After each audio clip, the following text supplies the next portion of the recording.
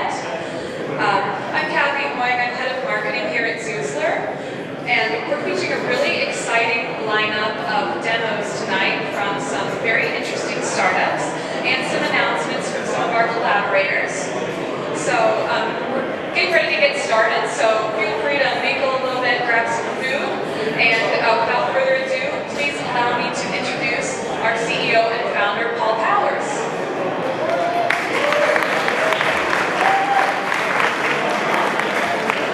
Thank you. Hi, everyone. So it's great being here in OTR. I was actually first introduced to the term OTR exactly 2 years ago. A friend of mine called me up in the middle of the night and said, "Hey, Paul, we're all going to a bar." And normally it doesn't take that much to convince me to do that, so that would have been a pretty short conversation. But I said, "Okay, where do you guys want to go?"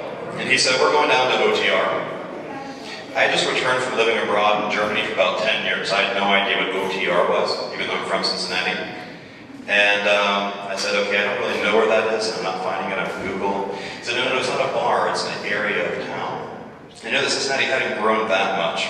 So I was like, "Okay, what exactly are you talking about?" He said, "OTR is over the Rhine, Paul." "Oh, okay. Let me go get some riot gear, see if I can find a Kevlar vest, and we'll see if we can survive the night." I guess is what you're trying to do. When I left, over the Rhine was not exactly where you'd want to go party. It's a lot different now.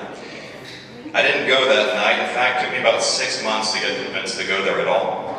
I did during the day, kind of was afraid to get out of the car, but OTR proved to be a very, very different place than I had imagined it, because to me it was over the Rhine. This kind of prejudice that I had after being gone for a long time is probably something we've all experienced in a different way. A lot of people talk about Cincinnati and the Midwest in very not flattering terms. Who here has heard the term flyover state? There was actually a worse term than flyover state. When I was in Germany, people said, "Yeah, Paul, I know you're from Cincinnati. Is that in Iowa or Idaho?" And I said, "Ohio," and they're like, "That's okay. I knew it was one of those corn states." So pretty much the same thing. And since being here for about the past 2 years, I've learned quite a lot about not just OTR not being what it used to be, but about Cincinnati in general in the Midwest. Zoosler's given us a unique opportunity to do that. We work with startup companies, corporations, investors every day, and we've learned a lot about the city. The city has some circumstances that are working for it. We've got one of the highest densities of Fortune 500 companies of any city in the US. We've got one of the lowest costs of living, and we're regularly ranked in the top 10 cities to start up a company in the US. But much more importantly, the people that we've met over the past couple of years have convinced me that we're very, very different than a flyover state. We're going to introduce to you 11 different companies today. Some of these companies we're very close to.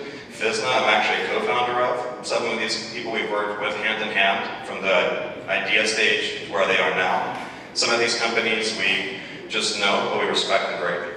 And my goal for this evening, what I hope everyone takes away, is something similar to the experience that I had after coming down to where we are now. We are in over the Rhine. For those of you who are not from Cincinnati, you don't have to worry. It's been good for years. But I hope that the realization is that these companies that are here and the entrepreneurs that have founded these companies are absolutely world class. And Cincinnati is definitely not a blip on the radar of the Ohio River anymore. We're much closer to almost a startup capital in the middle coast of America, I guess you could say. So anyway, I hope, thank you guys very much for being here. I hope that this is a great evening for you and you meet a lot of wonderful people. I think Kathy's going to do a short video behind the scenes in Zoosler, and we'll go on to there with our first startup. Thank you so much.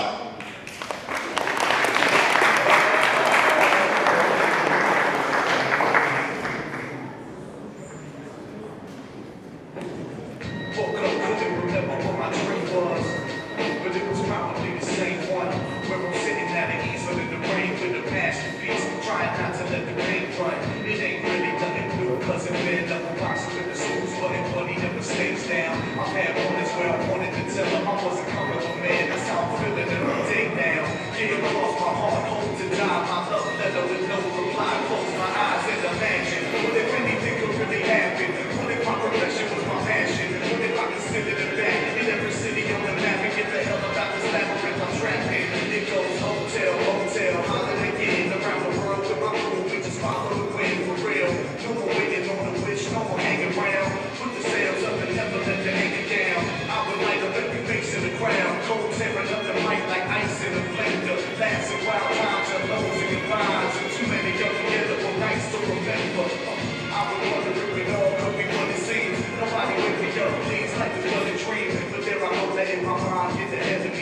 Challenge is a way to take revelry from pure imagination.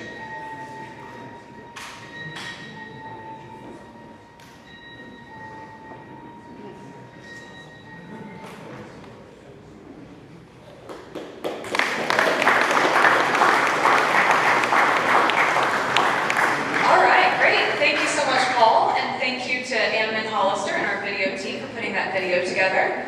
Before we get started with a few announcements, I wanted to let everyone know that we have a fun Snapchat filter tonight for our event. So, to kick it off, I'll take a snap of all you guys from this view. Sweet. And we'll put a cool filter on it and send it out to the world. Okay, so Graydon Law and Zuzler are teaming up to offer free legal consultations at our office in August, and we have Lisa Dietrichs is visiting with some more information.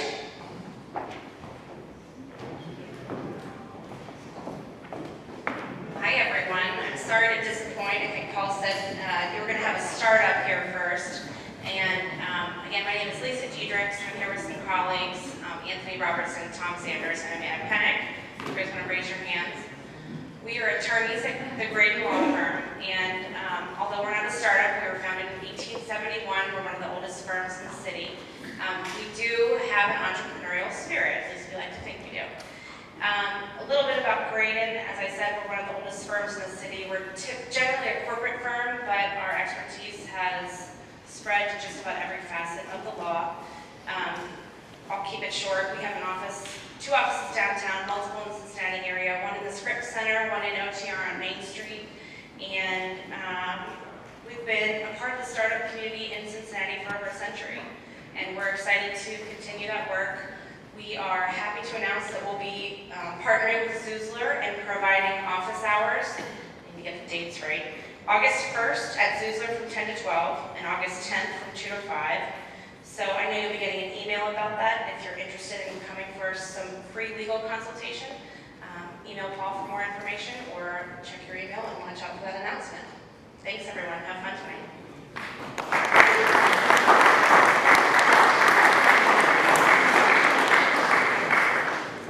Excellent. Thank you, Lisa. I would like to extend a big thank you to the team here at Centrifuge for hosting an event at their beautiful beer hall. This place is an amazing place for an event. We're very grateful. So Eric Weissman is here to tell you a little bit more about Centrifuge and Startup Cincy. Hey.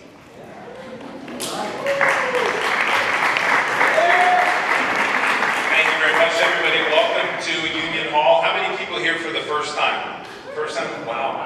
It just shocks me every time I see that. But want to welcome you to Union Hall. Really welcome you to Startup Cincy. That is an umbrella name, an umbrella organization that we have formed to really embrace all of the startup movement here that's going on both sides of the river, Ohio, Kentucky, and Indiana. And the great work that Zuzler is doing is just one more front door to the ecosystem that we have here. Does anybody know off the top of their head, we'll just play this game real quick, how many accelerators or incubators are here in Cincinnati? Anybody think more than 3? More than 5? More than 10? There are 16 accelerators and incubators here in Cincinnati. Many, many front doors to the ecosystem. And I want to talk to you guys about an event that we have coming up in October. It's our first Cincinnati Startup Week. It's October 9th through the 13th. We're looking for speakers, looking for sponsors, looking for a lot of ways for people to get involved. So if you remember this URL, it's cincinnati.startupweek.co. You'll hear about that on all of our social media channels, whether through Centrifuge, Union Hall, or Startup Cincy. But I won't keep you from anything more. Again, welcome and thanks for having this event here at Union Hall. Thanks, Eric. All right, it's time to kick off the demos. So up first, I want you to please welcome Jordan Crone, representing Lazarus, an app that offers immediate, anonymous addiction help by certified individuals. All right, thanks, Kathy. Hey, my name's Jordan, born and raised in Cincinnati. How many people are from the area or been here at least a few years? Raise your hands higher than that. It's a pretty awesome place. So you're very aware of the issue of heroin addiction. It affects every single one of us to some degree or the other. Last year in Cincinnati alone, there were over 2,000 overdose calls in the city, and that's not even counting Northern Kentucky or the greater Cincinnati area that falls into Indiana. It's just a catastrophic, terrible, terrible thing. And with that, it's really a shame too, because a lot of times people struggling with addiction actually do want help, but there's always hurdles. The window to actually get help is usually narrow because of their circumstances they're in, or the actual opiate addiction. And two, there's a lot of bureaucracy with it. So what we try to do is create a way for people in under 3 seconds to get help. So we created Lazarus, which is an anonymous, on-demand, location-based, certified support network to assist those in need. So that's a mouthful of a way to say an Uber for requesting certified help. But we like to think it's easier to use, quicker, and free. So how it works, if you're struggling with addiction, you download the app. You get the screen here on the left first. You swipe, and that's it. You're immediately connected with a certified care provider or individual who is actually licensed or certified by the state to help with your addiction. And for agencies, it's a huge relief too, because it adds another way for people to get help, limits call volume. It's easy to use for them too. It's a little different user interface, but it's extremely easy from their perspective as well. Gives responders more time to act because they can type instead of face-to-face communication or a phone conversation. And it's backed by a strong tech team that's in-house at Zuzler stuff. As far as running the company, it is a company. We're running it like a startup, so we do have financial models and projections. And we are going to try to make money with this and expand throughout the United States, so that's why we're presenting tonight at this startup event. We have a couple of revenue streams. We're mostly based around data. Like, there's so much data that we're collecting, even though it might be anonymous, we're still getting a ton of information through people's phones, through their conversations, etc. We're looking for corporate sponsors as well. If anybody is here from like a Kroger or P&G, come and see me. And then also grants and donations. So actually, as of right now, we had a Kickstarter campaign. It's live. We're about a third of the way to our goal, and it's only been like 2 days, which is great, but we're not there yet. So if we don't hit the goal, we don't get the money. So if you're interested, go to LazarusApp.com. We'll get to that in a second. As far as product roadmap, we have the site up. We're beta testing and doing Kickstarter right now. The next step is the initial app launch locally and strategically. So we have a great group of partners within the city, and actually some across the country as well, who are committed to backing this from a support perspective. We have a couple other things, like some real nerdy things like natural language processing that we're going to integrate later. I'm sure you guys are super excited about that, but in short, it's trying to use technology for good. It's a reason to do things. These are some of our sponsors right now. If you or anybody you know has come to somebody before, they were mentioning their church has an outreach program for heroin. If you know of anybody like that, or if you're one of these people, definitely talk with me. I'd love to get your feedback and just input on anything we're doing, on how we can improve it, any connections you might have to financials or additional support. So with that being said, for more information, if you want to make a donation, make a difference, contact us, etc., please visit LazarusApp.com. It's up and running now, so if you have any questions, my name's Jordan, I'll be around. And it's an internal Zuzler project as well, so most of the Zuzler folks can speak to it. So we're really passionate about it, excited, backed by an extremely strong company with a tech background. So thank you all very much.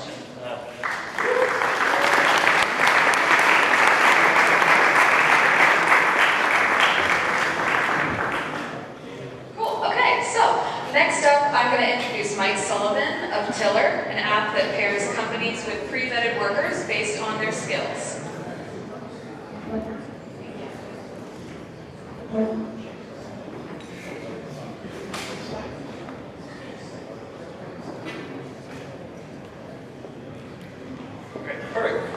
everybody, my name is Mike Sullivan. I am a business development at Tiller. I'm actually glad and excited to be back here. We started here in September, so we've almost been in our live stage for a year now. We started Central Views about for 3 months, and so it's you were remiss if I said we did not miss George. For those of you who don't know George, we miss him a lot. But going through Tiller, what we do here, so Tiller is the first to market algorithmic hiring solution, focusing on automating that recruitment process. So basically what we do is we're re-engineering it by using skills to match individuals with businesses and companies. So if we take a look at our founding team, we have about 50 years experience in the talent and recruitment area. So some of you may have seen Summer here. She's been around for quite some time. She helped really revolutionize the process going from the newspaper to job posting, which is what we're focusing on now, going from job posting to an app. So our mission, once again, is to automate that recruitment process. So it's basically a quicker, more efficient process utilizing skills. And what we're also hoping to do in turn is to close that global skills gap. So right now you have a lot of companies that are saying they can't find workers, they can't find that skilled workforce. So what we're able to do is really find those individuals with those skills, as well as find other jobs that they didn't know that they were capable of doing, really by looking at their skills profile at a whole. So here's how it works. It's very, very simple and easy. All you do is you download the Tiller app. Once you do that, the only time we ask for job titles is when you identify your skills. So when you go through, you'll be able to pull up your job title. You see over here, you're able to go through, and we have a list of about 9 skills on average associated with each job. The members will then really rank themselves on a scale of 1 to 5, focusing on their proficiency in each area. Once they do that, they'll be able to choose their availability when they're able to work, as well as set the distance preferences, and then they're able to get matched with jobs. So how it works for businesses is we're really simplifying that as well. So a company can go onto the website, free to use the website, sign up. They do the same thing but in reverse. So you go through and you would then define what skills are required for your worker. Once you do that, once again, it's just setting the wage, establishing the location, and the number of workers. Once they do that, they get matched with workers in about 90 seconds. So the algorithm will take over, and it will match with people inside our database. So to show you how it works, a simple method, the 3 main components it matches on are skills, availability, and location. So once it matches, you can see over here the business enters in what they want, boom, it comes up with the right match right away. A lot of the reason why we're doing that as well is there's that shift in the workforce. So you see there's an undeniable shift where we're trending for, it's about 50% of the workforce is supposed to be 1099 employees by 2020. So what we're also doing is we're creating an association to accommodate for that infrastructure and that shift. So what we've done is we've also partnered with companies such as Anthem and Cengage Learning. So what Anthem is doing is we'll have and keep looking out because we have some exciting stuff coming from them, but we're currently partnered with them to offer benefits to our independent contractors, to all those 1099 workers. So right now, if they work 20 hours one place, 20 hours another place, they wouldn't qualify for benefits. On the Tiller platform, you can work 20 hours one place, 20 hours another, and you'll be able to get benefits. So we have some more exciting partnership offers actually coming up with Anthem really soon, so keep an eye out for that. But then we also have the Cengage Learning app. So what that's going to do is help individuals train up on their skills too. So if they get close to a job and it's something where they're just qualified or unqualified by a couple skills, they can go through that process and get that training. So over time we'll have a robust skills analytics of different workforces, and we can help businesses as well to understand their workforce and what really makes a good worker for them. So I'd like to thank you guys for this time. We're really excited to be here, and if you do have any other questions, I'll be sticking around. Please feel free to reach out or go to www.tiller.com. Thank you.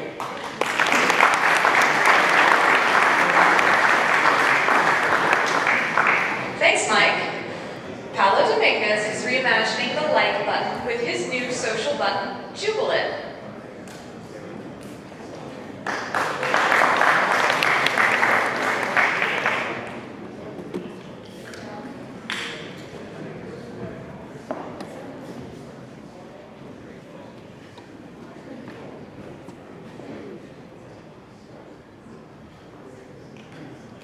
Hi there. So my name is Paolo Dominguez, and I am CEO and founder of Jubilant. And as Kathy mentioned, it's a social media button that is reinventing the like.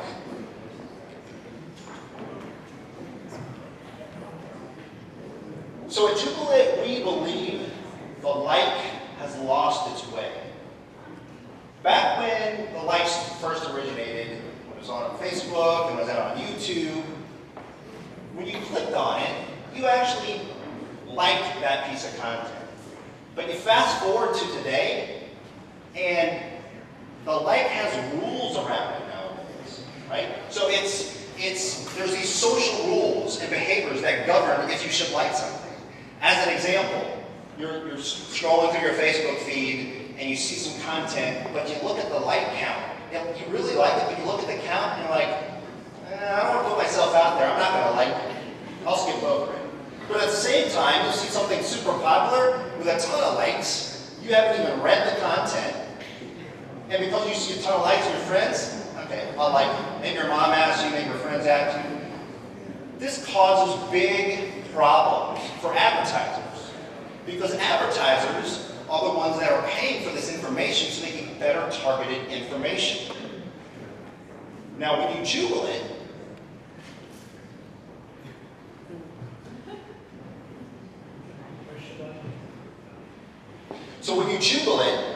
you share your appreciation for the things that you love on the web through a small donation or tip. It's more than a like. It's more than just a click. You're taking your wallet out and you're saying, I'm going to give $1 of my hard-earned money back to this content creator because they either saved me time, they motivated me, they inspired me, they did something. They created what I call a digital moment. And so I'm going to show you just a real quick snippet of a digital moment that happened for me. So this is, hold on for a second. So this is a marriage goal proposal that maybe you've seen, maybe you haven't. So this guy's proposing to his wife, or his fiance, soon-to-be fiance. She's in the back of the car, and then she's going through the neighborhood. The video goes to the rest. Pay attention to her face up there.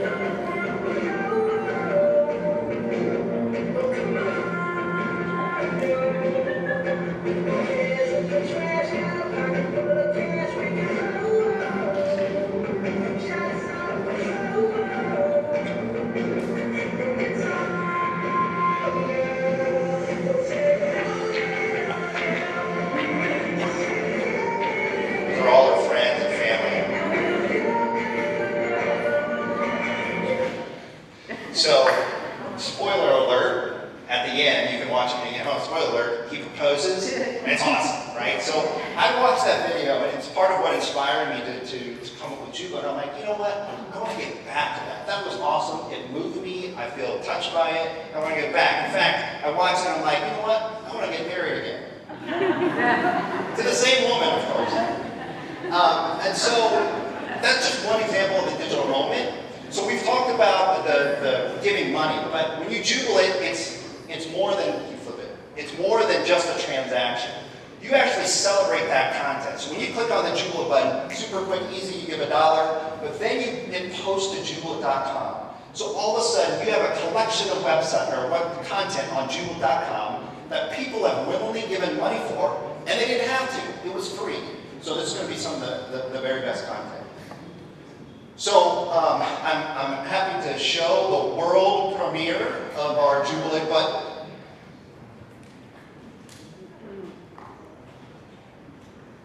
So this is an article on Zoozler.com. It's about Jubilant and Zoozler forming a partnership. I've heard of this guy. I think he's pretty good. So if you go here, you see Jubilant. You click on it. I've already logged in. And you can see there that send Jubilant to, it's a generic name, I am author. In this case, it would be, somebody else, but you would click on it and $1, $2, or $3. This one deserves $3. Okay, so you click on it, you hit Jubilant, and then we ask, how did it make you feel? Because this is all important data when you sell it back to the advertisers. This was inspiring to me. So I hit submit. So that's basically it. You know, that video that we showed, I know we're running out of time, the video show, that had 32 million views. 32 million views. What if a very, very small percentage of the views inspired somebody and was so frictionless to give back? That's a mountain of potential opportunity for content creators and nonprofits and publishers, who, by the way, are all struggling with trying to monetize content. My name is Paulo Dominguez. I'm happy to talk more about Jubilant afterward during the event. Thank you.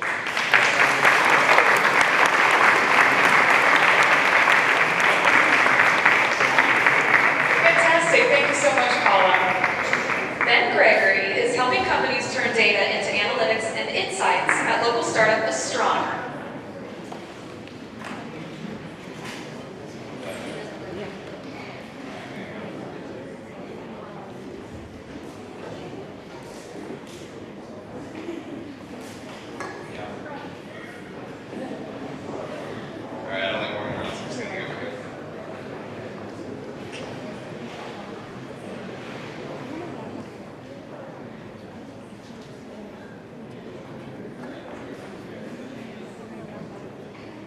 All right, everyone.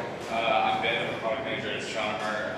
We have a lot of our origins here, so it's great to be back in Union Hall. So every year, more data is generated than the year before.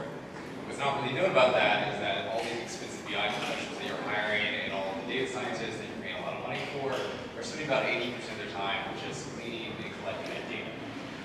So that's given rise to a new kind of role, the data engineer. Data engineers aren't like data scientists. They don't necessarily have a PhD in applied stats. They usually have a software engineering background. And they really just maintain the infrastructure, clean the data, make sure it's in a form that's readily available and usable by the data scientist who's going to make that nice dashboard and who's going to give you that model that's going to save your business, double your revenue, all that jazz, save the world. The problem is all of the tools that are built for data engineers really are built for people who don't know how to code or don't prefer to code. So the most common example is a large Fortune 500 company called Informatica. They rely on drag and drop logic that allows you to do individual tasks by dragging them into a specific order, and then the data runs according to those tasks. This is really cumbersome if you're a modern startup or even Fortune 100 company looking to take advantage of this data. If you want data out of Facebook, if you are a Fortune 100 company, you probably have a separate ad account for each product line that you have. So now you're dragging and dropping hundreds or thousands of different pipelines, and all you're going to be doing is just dragging and dropping all day.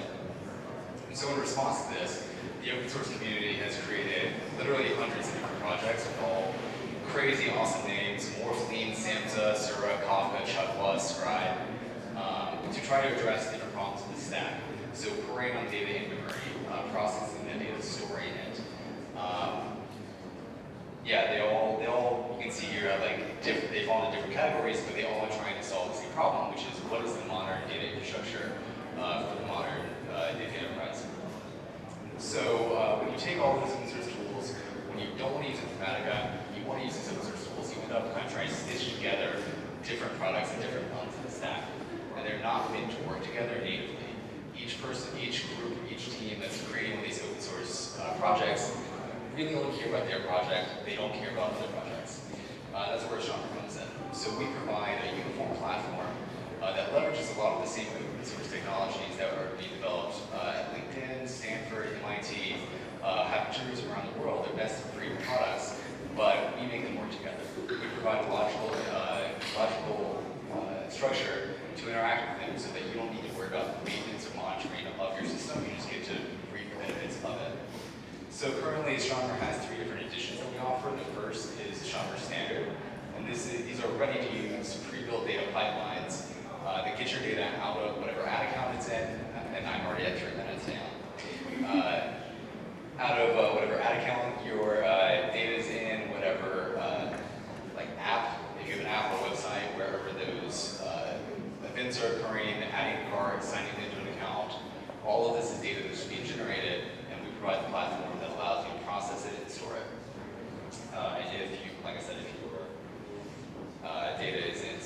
source, you want to start combining your CRM records with app or website usage to see if the people that you're selling your product to are actually using your product. If you want to combine data from different databases, we provide the underlying structure and logic to facilitate that. At a higher level, we have Astronomer Pro, which is the modern developer experience. This really lifts the hood and allows you to start adding in custom business logic, building and deploying completely custom pipelines that you can see are like dynamically generated and can be incredibly complex, something that you would never want to drag and drop, without having to worry about any of the maintenance of the system, processing terabytes daily, and our Elastic platform scales up and down as you process data, so you don't have a huge overhead bill at the end of the month. Lastly, we have Astronomer Enterprise, that's basically Astronomer Pro on your VPC or on-prem. This is most useful, like if you have hidden data or security protocols that don't allow you to install our platform and it's done for you. Right now, we've raised good money. We're really excited to see different use cases. We're early enough that we're experimenting with a lot of different use cases, and they really range from insurance to manufacturing to e-commerce to higher ed. We like to think that data is data, and data engineering can work anywhere. So we've been lucky enough to work with a lot of really great companies who are using our platform in a lot of unique and different ways. So if you have any questions, I've been at Astronomer, and you can also reach us at humans@astronomer. So thank you.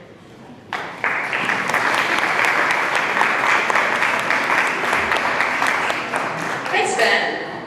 Next up, we have founder and CEO David Grooms, who works to combat sexual assault on college campuses using his app, Whistle.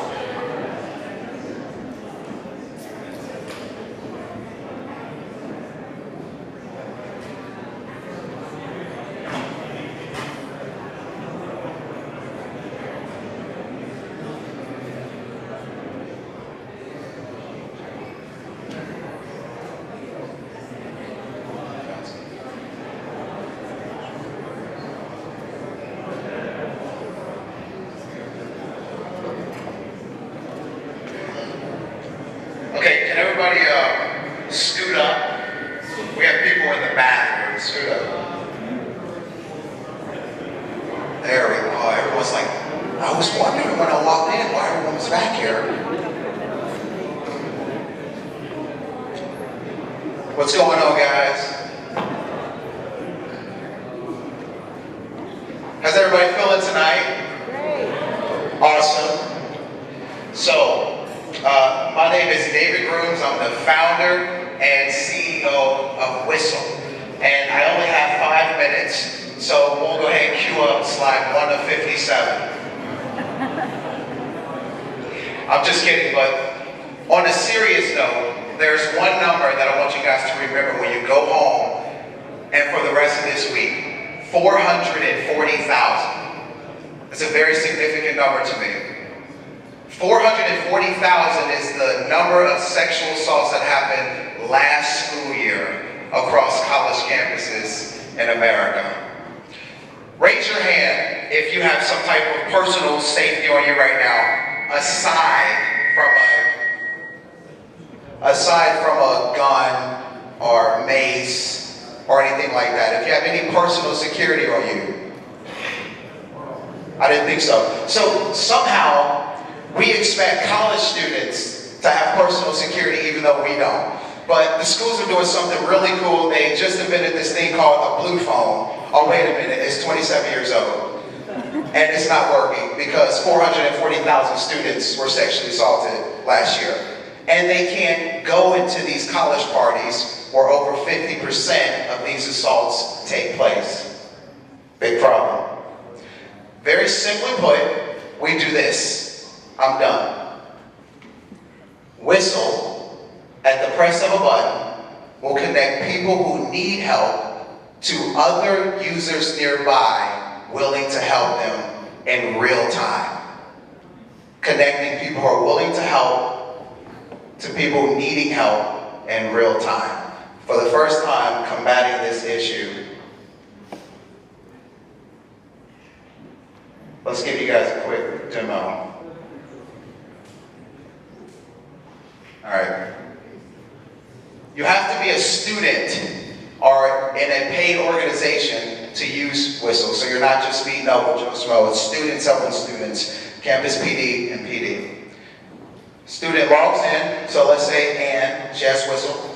And she's feeling a little nervous right now. So she go ahead and hits Whistle. She types a message. Spade follow. Now, this pops up on I'm nearby. So I see this, I go in, I see Ann's picture, she pops up, I go into her profile, I can see she goes to the same university as me, what she's majoring in. Okay, she looks normal. You know what, I'm gonna go and help Ann. One of my favorite things about this app, I go ahead and hit assist. I can see other users who are also going to help Ann. Now, we can go ahead and communicate, so there's chat open up and I can see what everyone's saying. And she can say, hey, I'm wearing a yellow shirt, or he's in a hat, or he's still behind me, I'm still a little nervous if someone can walk by. This is me saying I'm on my way. All users see this. Then, I go ahead and make my way to Ann, I navigate to her, hey, do you need a ride, or I can pick you up, or I can walk with you, whatever the case may be. And Ann was helped, she feels safe, she goes ahead and David came, he helped me out, awesome. And we're back. Now, I know it's not always the easiest to try to convey a message over UI and screen. So what I want you to do, I want to put you in a real scenario by this quick video. Close your eyes. Imagine this. There's a young woman. Maybe she's your daughter. Maybe she's your best friend.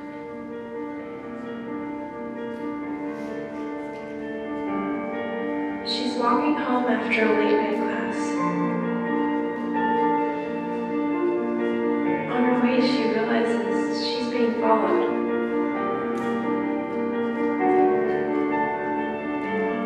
Initially, she doesn't get worried. But after a few blocks, she begins to. She goes to call you, but you're 20 minutes away. What if there's a way to connect her with those who are willing to assist? What if there were more good Samaritans in the world than there are bystanders?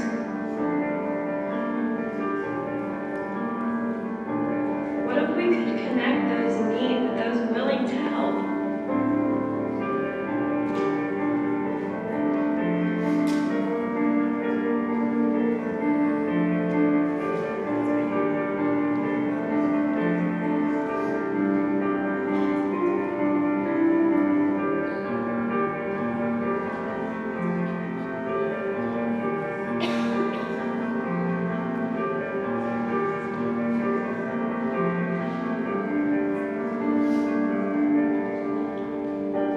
I'm taking the pledge to act when you whistle. We will be there when your best friend can't be.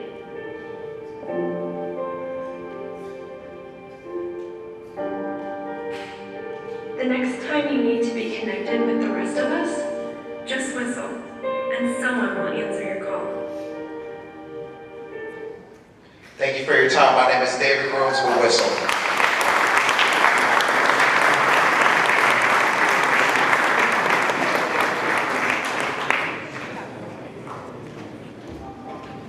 All right, thanks, David.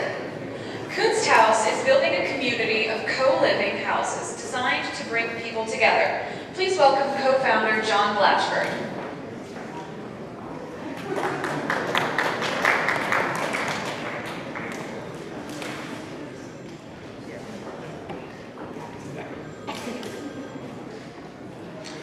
Hi everyone, thanks for being here. My name is John Blatchford and I'm the co-founder and CEO of Kunsthaus.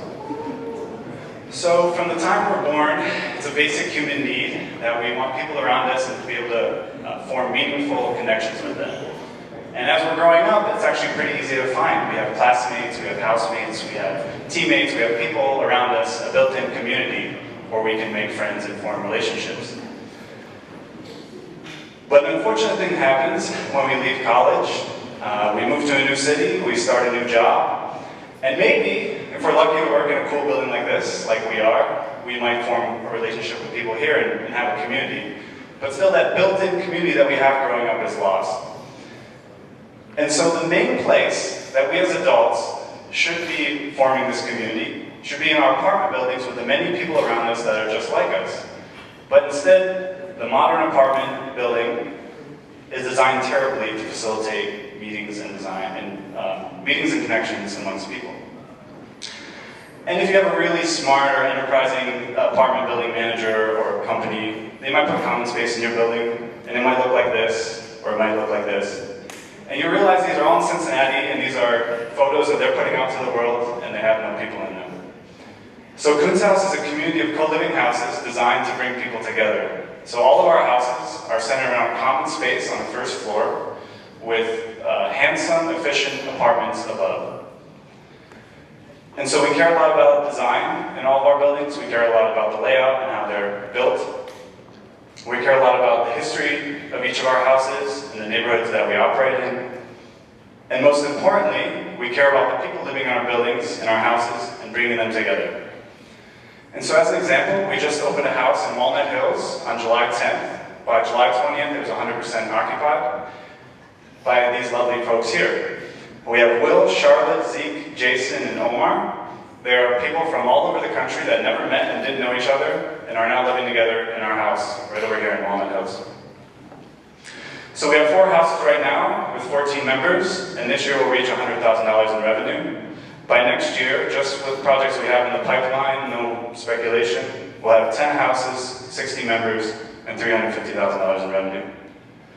So these are some of the houses we have in our pipeline for next year. We are 100% occupied right now. We're trying to add houses as quick as we can. But if you're interested in joining us, the best thing you can do is talk to me afterwards. I'm available and willing to talk. Or go to our website, kunsthaus.com, and sign up for our email newsletter. That's the best way to find out what we're up to. We hope that you'll join us. We hope that you'll join our community. We hope that you can find your building community of friends with Kunsthaus. I'm John Blatcher. Thank you.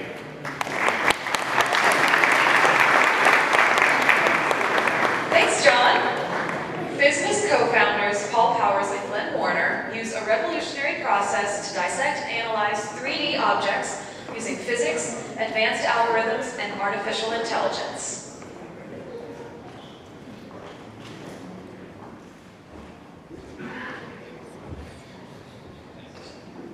Hey, it's me again. Sorry. Alright. Who knows what this is? Anyone ever seen that before? Any idea what that is?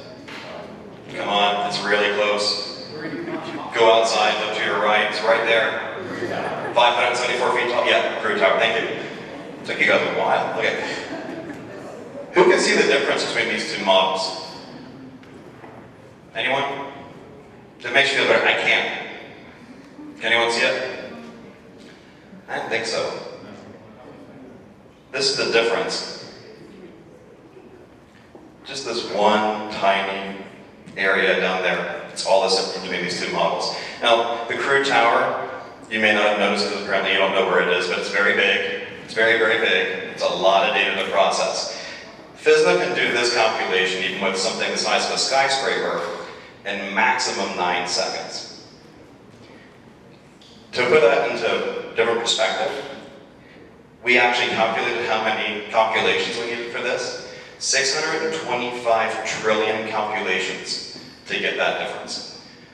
No, we did not have an interim count. Now, you might be wondering, how can we do 625 trillion calculations to get that visible result in under 9 seconds? Well, let's try another model. Tell me if you can see the difference now. Can anyone see the difference there? Model A, Model B. It's pretty easy, right? FISMA uses math. We don't look at optics, and that's the big difference. We chose 42 because, as we all know, 42 is the answer to the universe. We like to think FSNA is too. And Glenn's going to show us another model here in a second.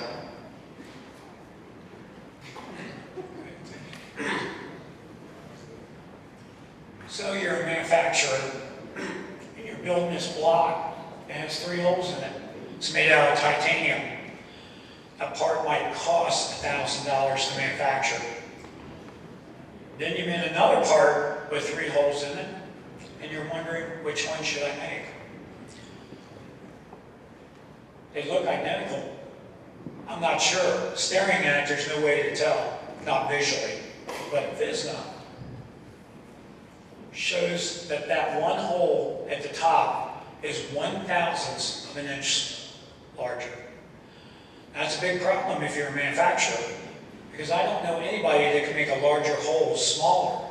We can make small holes larger, but remember, this is a $1,000 part made out of titanium. You don't want that error in your business. So we've been showing you so far it's been quality control, but there are a lot of other areas of applicability for this. And Glenn's going to take us through some of them. Well, think about this. All 3D models can be processed by FSNA. We can monetize IP for any company on the planet. Healthcare. Education, we can keep our kids safe and keep them from cheating. National security, kind of important. We can make sure people don't make things they shouldn't be making. Our product is based on mathematics, not optics. Our patent pending algorithm is very complex. It's really cool. We've spent a couple years working on this, and everything we've done has made this product so fast. It's faster than any other 3D printing, wow, that's pretty good, 3D processing software on the planet. And it's developed right here in Cincinnati and northern Kentucky. All right, thank you very much. And the great news is that FSNA is no longer just fantasy or a dream. It's already built. It's now going to market. You guys are actually some of the first people to see it in public demonstration, so there you go. There's a little gray table over there with information, and we'll be around all day. Thank you so much.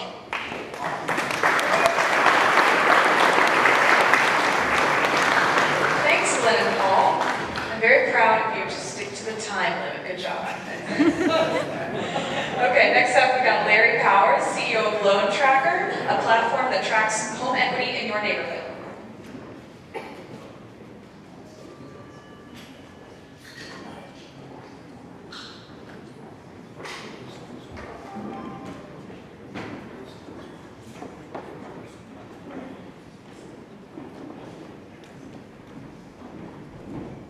Hello, my product is LoanTracker.io. So, if you hear me now, all right, there we go. My product is LoanTracker.io. My name is Larry Powers. I'm a senior software engineer at GE, an adjunct instructor at UC, and now a part-time entrepreneur with LoanTracker.io. So, we are a platform that tracks home equity in your neighborhood. So, track mortgage balances, interest rates, and monthly payment information for individual properties and view trends for entire neighborhoods. So how it works. So most people are probably familiar or know that home sales and home information are all public data. What most people don't know, however, is the actual mortgage documents themselves are also public data. And so that public data is usually in 2 different government departments. For example, in Hamilton County, there's a Hamilton County Auditor and a Hamilton County Recorder. So essentially what LoanTracker.io does, it aggregates information from both of those government departments and actually analyzes the mortgage documents themselves and extracts information that are pertinent to the loan. So if you know the loan origination date, the term, and the original mortgage balance, and based on the historical averages for interest rates at that time, you can predict out about what interest rate they were paying on that loan. So that's enough information for you to generate an amortization schedule for that loan. And at this point, we can actually generate an amortization schedule for literally every loan in the county. So what does that mean? We can actually predict out what equity people have in their homes. So I'm not going to go through about all the customers, but there's always a curious consumer. They want to know how leveraged their neighborhood is, or possibly how leveraged is the seller that's selling the house to me, the real estate agent, and there's also a lot of business-to-business aspects. So if I'm another company that want to use my API to do a mass mail directed marketing, and I want to mail to only people with high home equity, or on the flip side, low home equity, whom should I mail? So let's take a look at the actual product itself. So it's an iPhone app, and you can search by name, you can search by address. So go ahead and search by a name here, and it pulls a list of Smiths, Joe Smiths, and it basically pulls back an image for the house and some basic information. This isn't too special, right? You can get this on the auditor's website. But what's really cool is you can actually track the mortgages on the property. And essentially, knowing those four factors, the approximate interest rate, the original loan amount, the term, and the original balance, I can actually calculate out what the current balance is on the actual loan. So that's search, and I can not only see the first mortgage analysis, I can also hit view potential matches, and I'll pull all the liens on the property. And this particular property has one lien, but I can actually click into it further and actually see the actual mortgage document for that property. So that's one way to search. You also can do a map view. So if you want to hover over a neighborhood, for example, you can actually click on a property, and it'll give you the current loan balance, approximate current loan balance, the value of the taxable value, and actually calculate the loan to value. And again, you can click into it and actually see more information about the actual house and do first mortgage analysis and see all the liens on the property. So you guys are literally the first person to ever see this outside my family, so check me out at loantracker.io. You can also email me at larry@loantracker.io. Thank you.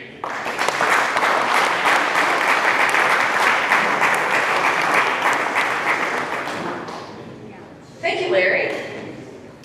All right. Scott Boots is enabling users to contact emergency services within 10 seconds, no matter the crisis, with his app, I11.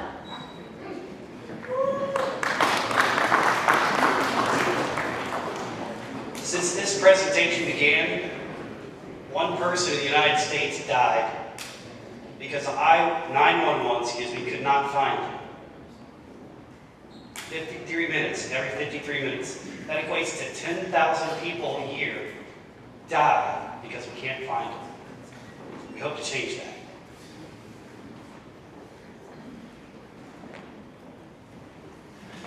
Maybe.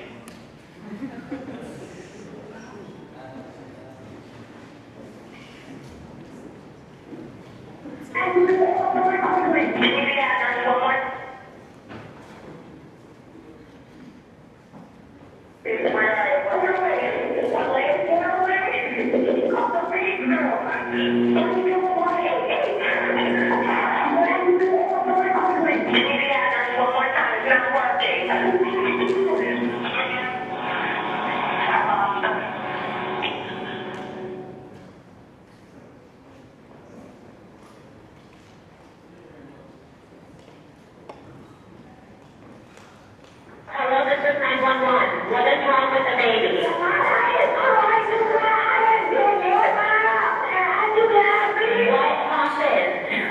Where is the baby?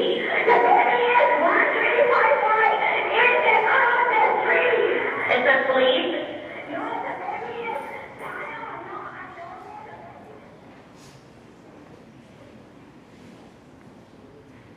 What is the address to your work, please? 7 o'clock, street laundry mat. I have nothing. You're the laundromat? No, I'm in the bedroom with them. I'm sorry. Is there any way to get out of the building? I don't know, without waking him, and I'm scared.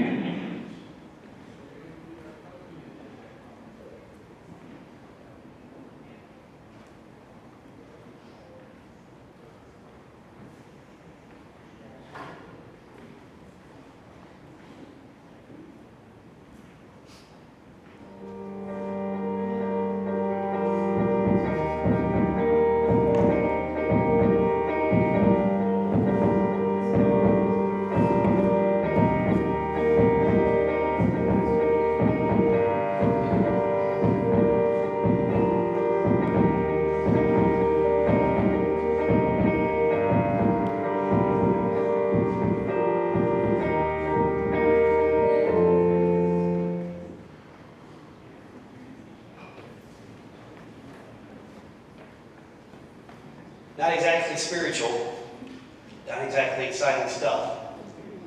But wouldn't it be nice if you could save those 10,000 people a year? Maybe more importantly, what if you were in the crisis and there was an emergency near you and you were warned that there was an active shooter near your location?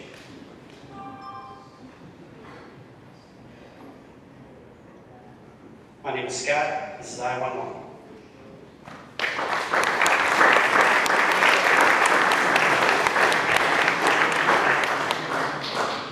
Thank you so much, Scott. Gary Kahn and his team are building futuristic, engaging apps for augmented and virtual reality with Flamingo Touch.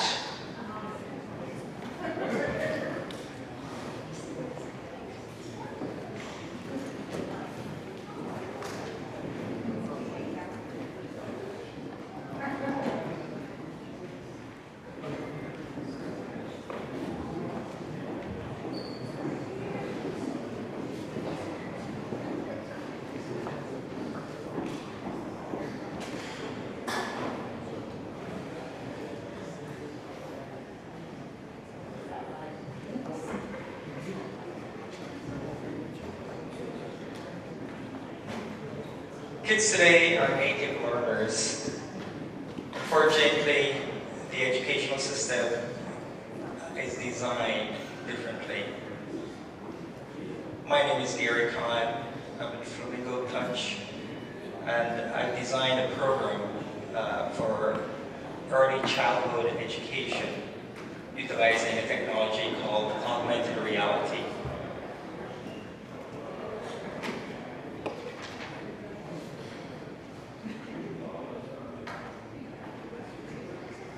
A is for airplane. Now it's your turn to practice your letters.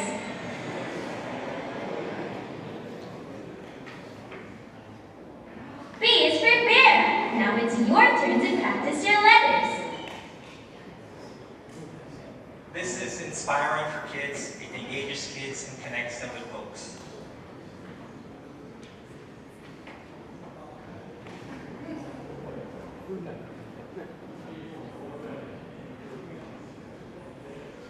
It's three-dimensional,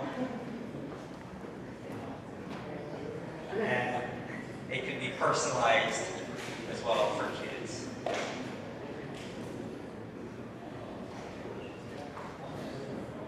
H is for helicopter. Now it's your turn to practice your letters.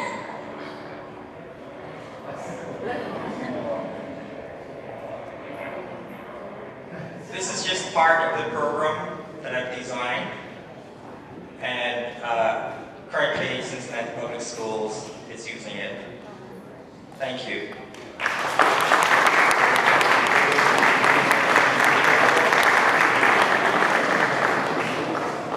That's great. Thanks so much, Gary. Next up, Nicole Christopher, who founded Collage Care to help family members create custom care circles of support for their loved ones. Hello. It's been a long night, and so I thought at the end, especially after having a couple of beers, I would tell you a story. So that was a great segue. I created Collage Care because there are two groups of people that desperately want to work together. One are family caregivers of seniors, and the other are the businesses, products, and healthcare organizations that really need them as customers and engaged in the process. So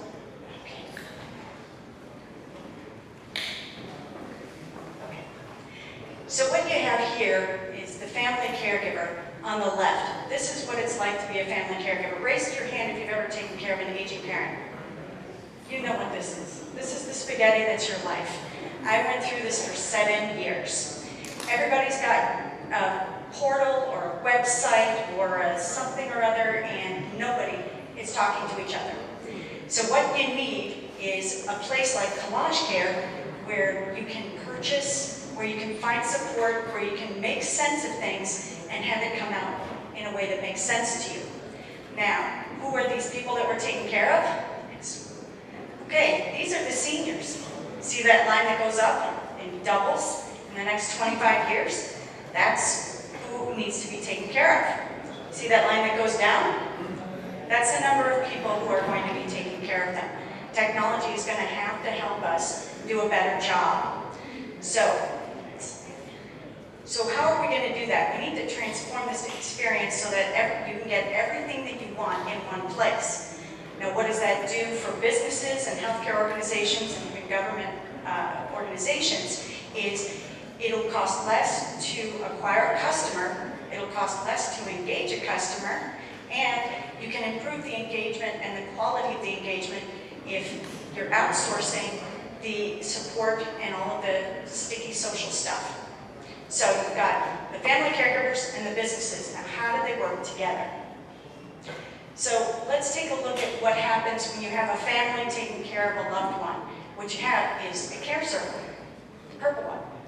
And when you have a family caregiver, it's usually the daughter, and she needs help. The green people are the neighbors, family, friends, not professionals, and the blue people are the professionals. Accountants, attorneys, physical therapists, audiologists, podiatrists, pharmacists, you know who I'm talking about. So they all need to be working together. How do we do this? Well, now the story becomes Mr. Home Healthcare wants to desperately outsource his marketing, his drip marketing, his customer acquisition, and data about all of these people. How does he do this? So he has a platform, Collage Care. So if he has 200 clients and half of them decide to work on this platform, what happens?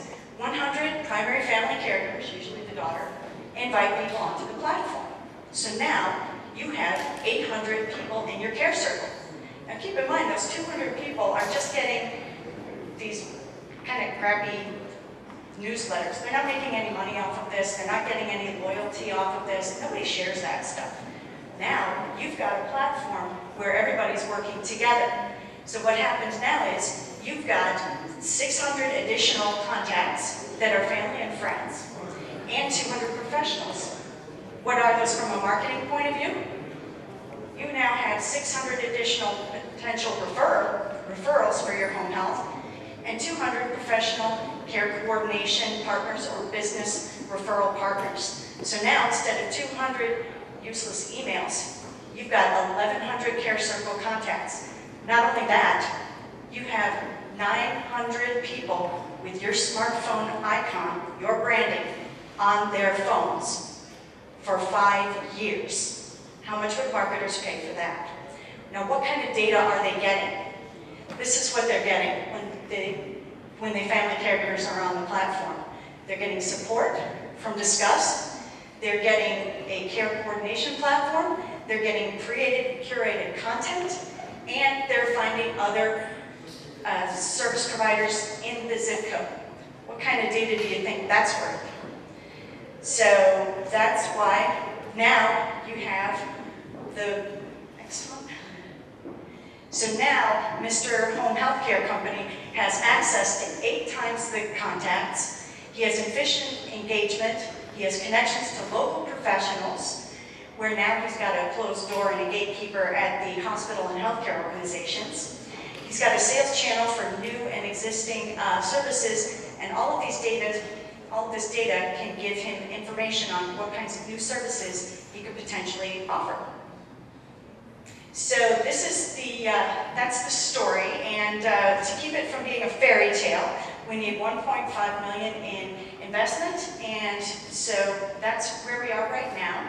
And to hear more about this and see a demo, feel free to give me a call or email me at nicole@collage.care and find out what kind of traction we're achieving and what kind of other investors and strategic partners we've been attracting.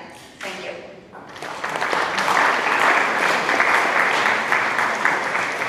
Thanks, Nicole. All right, getting ready for this. This is our final startup demo. It's exciting, yeah. And then a few announcements, but that's fine. Okay, so we're featuring Dustin Grutza of Iris, which utilizes facial recognition to identify individuals and eye tracking software to confirm engagement with their training. Good evening, everyone. I know you've been waiting for me. Actually, Paul has a trick up his sleeve, maybe Mayweather and McGregor coming up. Keep this thing going live. All right, well, I'm Dusty Gurta. I'm the founder of Iris. I have a few team members here with me. I'll explain them later, but we're going to start with a little teaser video to get this started. Also provided by Zuzla. People. They're the cornerstone of our companies. Before they work, they have to be trained. But how do we make sure employees are engaged? Iris tracks eye movement to ensure that employees are engaged in training videos. Higher engagement means higher retention, saving lives, reducing insurance claims, and creating a stronger workforce. Iris also uses facial recognition for employee verification that can be tracked from computer to work site, saving time and money. Iris, training accountability through technology. Right. This is Mark.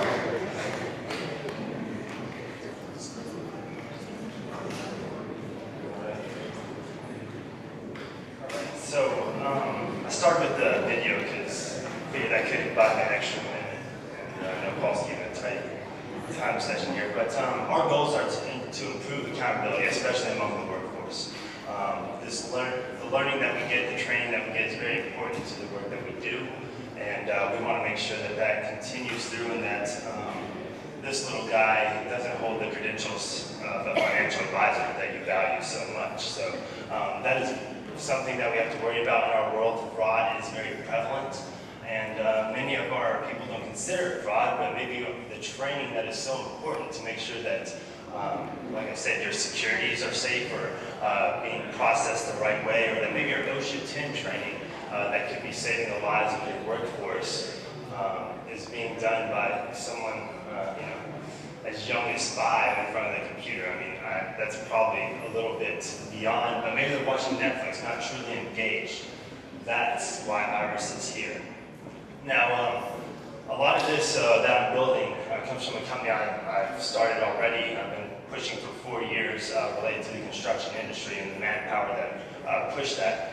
And interesting enough, an average workers' comp claim runs about $190,000, and you're like, that seems a little high. Well, direct costs are closer to about $38,000, but when you consider the indirect costs and the other time that people are involved in, and attorneys, and everything that goes within any type of injury in a workforce, it greatly adds up. So that is part of why Iris has been born. So how do we verify that these employees are going through the training? What makes this possible? Well, that is where the facial recognition comes in. We are doing facial recognition over time. We're developing an algorithm that is going to tell you whether that person is the person that is truly watching this video and engaging with it. So we're going to have a level of engagement as well as the recognition to ensure the quality. By doing this, we're going to be able to make sure that from the LMS, from the learning side of it, all the way to the workforce, and when you actually enter a facility, you can use the same facial recognition to allow entrance through security. So we've been building this, just getting off the ground. We already have a little bit of clientele who are interested in this, mainly in the construction field that I come out of. But one of the biggest things is that with this training, we will be able to take it all the way from the training applied to the security desk, allowing a green light, red light for entrance, or telling that person to go inside and actually perform the training so they can enter. The market right now for workforce training is astronomical. I mean, $359 billion. Obviously, not all of them are on the e-learning side, but as this trend goes, we see it moving from about $5 billion to $15 billion in the next 5 years. As that is happening, I think there's going to be more, especially when you look at the involvement of an application like ours that verifies that people are actually training, because that is the worry of the workforce, is that if I provide an e-learning experience, is the person really getting the training that they need, and how engaged are they? This is our team thus far. John Bentley, also known as the Code Wookie around the startup community, has been helping us as a tech advisor and also giving much into the demo of our first product, has a lot of experience in the LMS field. Todd Henderson, who is here, many of you know, involved in startup grind right now, but also running that, but has been involved with startups like Losan, but also larger companies like GE and J&J. I myself come out of the construction field, family business, Ranger Steel. Started on startup about 4 years ago, as well as a staffing company for the skilled workforce. I'm very familiar with Tiller. We talk all the time on how we continue to better that. But this has kind of evolved from that process as a better way to make sure that the people that we are training are truly trained. Thank you. From Siemens and Ali Piolet. Thank you. Hi, my name is Madison Rye. I'm from Siemens. We also very much value the entrepreneurial spirit, and in that regard, we are offering free CAD software to startup companies that qualify, and you just have to have a tax ID within the last 5 years and be under $1 million in revenue. We have flyers over here at the table. I have Ben Weisenberger with us. He's here from our partner. It's a distributor for Siemens PLM software here in Cincinnati.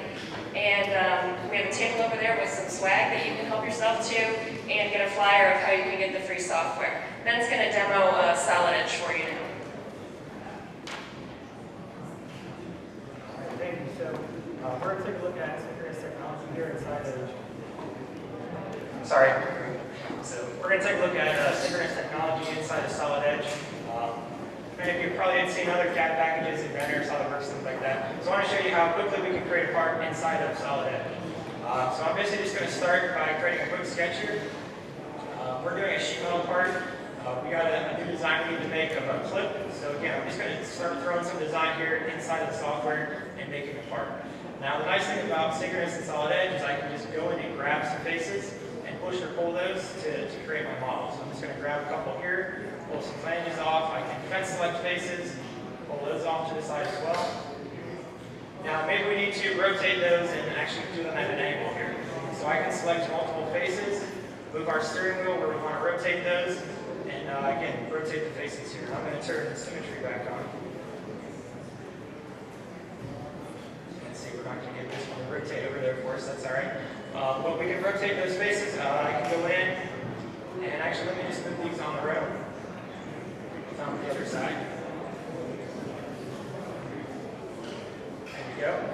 I can go in and add maybe the deformation feature. So to do this, I just quickly add maybe a sketch line on the face. And you'll notice most of the time as I'm doing the design work, I don't have to go up to the command bar. I can just start creating features. So I'm going to add one here on one of the sketch lines. Maybe we'll do a lead feature here that will build off of that. We can go in and maybe I want to create a cutout. So I'll sketch a feature on the top face. Easy click and drag, create the rectangle.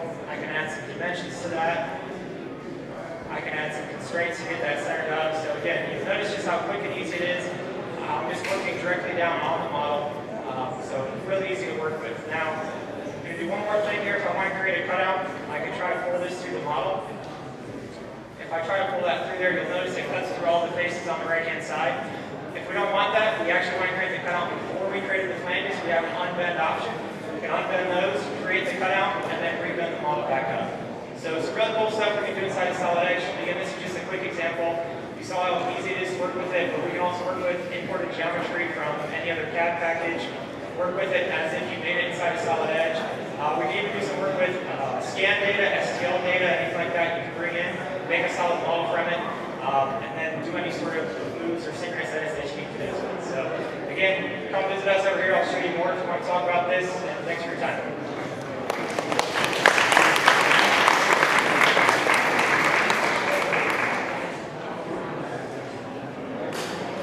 Thanks, Danny, and thanks, Madison. A couple announcements left. Please help me to welcome Emmy Award-winning producer Danny Tepper. of Media Innovators Post Time Studios.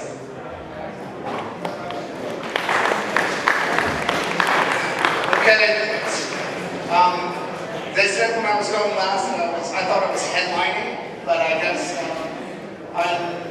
after the bars have been in the rowdy crowd is leaving us, but just give me 120 seconds, I'll tell you what we're up to. First of all, thank you to Adam and Paul and the Zuzler crew, and they put this together. Big round of applause for that. Yeah, I'm a TV producer and executive, and it may seem like I walked into the wrong room, but I'm going to tie this all together with what it is that you guys do. I'm with a company called Post Time Studios in Lexington, Kentucky. Our CEO and our other executives are here. There's Jane Hancock and Elaine and Albert are here. And first, before I get started, I'm going to just fulfill my TED Talk fantasy by just doing this and then coming back. Okay, that's out of the way. The next thing is, so we make TV shows, right? How does that fit in with investors and startups and innovators like yourselves? And by the way, totally impressed. The 911 locator, killer. What a great idea. It's going to save lives. The teaching kids the alphabet and sounds through the augmented reality, killer. What a great idea. The iris thing, cool, right? And the Siemens people, and I didn't see any before that, but I'm sure they're all great. But what we have is a way to monetize television content, okay? I don't know how many of you have ever thought you had a great TV show idea, but I've done hundreds of them. Thousands of hours of television. We're doing it at Post Time. And we're working with Zuzler on a new model. And the model is to take control, keep control of the intellectual property, and to monetize it through an alternate way of getting the shows on the air. Everyone here at one point or another is going to need some media support, okay? That could go through any production company. Cincinnati Strong, you have great production companies. If you ever need media support, talk to Post Time. But if you're an investor and you're listening and you're here, after this wraps up, we're going to go to the closest bar that's nearby, and we'll explain to you if you're an investor and you're interested in getting with the Zuzler Media Fund, who we're partnering with to get these shows on the air and to monetize it. We'd be happy to buy you a drink and break it down for you. We didn't bring a presentation, but what it is a new way of getting television content on the air. It's something that should be sexy and cool for all of you. And by the way, if you need media support for any of your projects, you can contact us. Otherwise, please, let's meet at the bar and talk for a few minutes and we'll explain that. Thank you.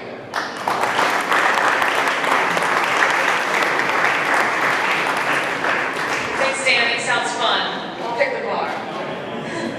Okay, and finally, I'd like to welcome our partners for this event. Lisa Jones is visiting us from CommSpark, and she's here to announce details about the Innovation Tech Summit on September 26th and 27th. Thanks. I'm the last speaker. Can I get a round of applause?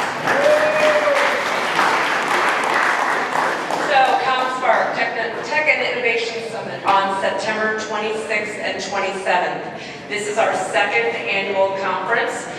We are actually Lead Tribune Media Group. We publish Lead Magazine, Business to Business, as well as Venue Magazine, a lifestyle guide. CommSpark Tech Conference last year attracted 2,000 people over the course of the 2 days, and we're expecting similar turnout this year. We have close to 60 vendors, sponsors who will be on display during the 2 days, including Zuzler. We will have over 55 different panel discussions, as well as individual speaker presentations, lots and lots of educational opportunities. And what I'm here specifically about tonight to talk about is we are personally scholarshiping a $2,500 booth table for any startup who would like to participate over the course of the 2 days. So it's a $2,500 value. We want to reach out to you, any of the startups that are up here on stage. Come see us over at our table, please. and talk to us more about that and fill out a card. And we've got a video. I'd like to just show you a little highlight reel from last year's ComSpark.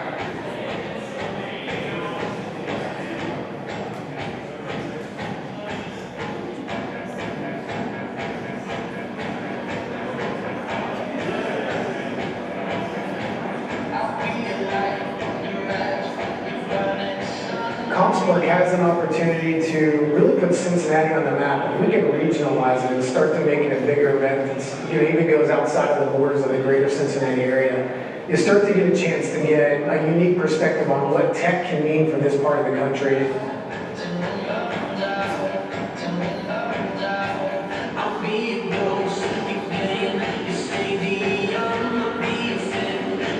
Well, I think one of the things that was really necessary and it's been lacking in the area is the opportunity for people to get together and collaborate and exchange ideas and exchange experiences.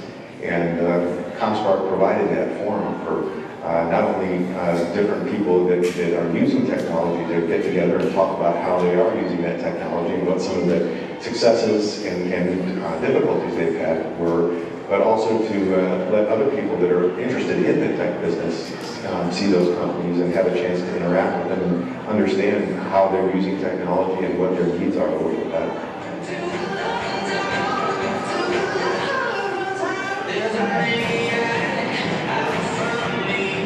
I was pleased to see the level of participation among the corporate IT community, the startup community, the vendors, the great technology vendors we have in the space, and even the local high schools who send so many students to it.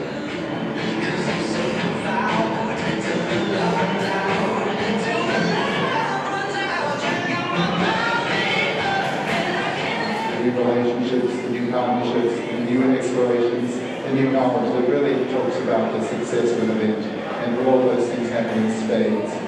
I think we've tried to ignite the community. They want to know who the next ComSpark is. They want to help. And all of our stakeholders from K-12 all the way through angel investors and startup companies and the large companies in the city that need IT talent are all talking to each other and all excited to be part of the conversation, part of the dialogue, and part of building the shared solutions.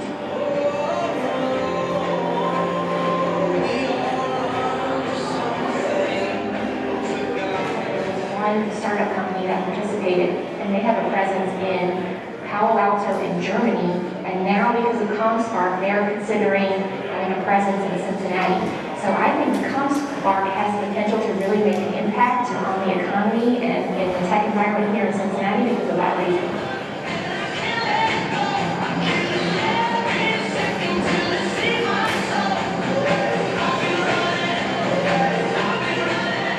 I think I'd just like to say a personal thank you. I know Steve and the team put together this event, and it's something that doesn't come together easily. There was a lot of work and a lot of behind the scenes activities, and not that everybody that is a part of these events doesn't get a chance to see that. And I just want to say thank you to him and thank you to the whole team for putting out such a great event.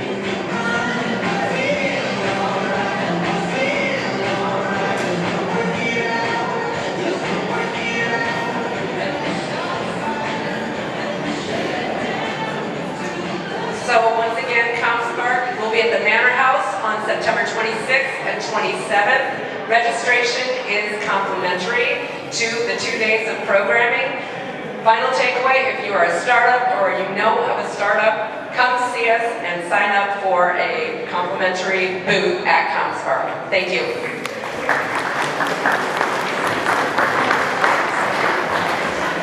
Thank you so much, Lisa. That's a great opportunity for our local startups. Well, I just want to thank you all for coming, and especially thanks to all of our brilliant presenters for sharing their stories. We're going to hang out until about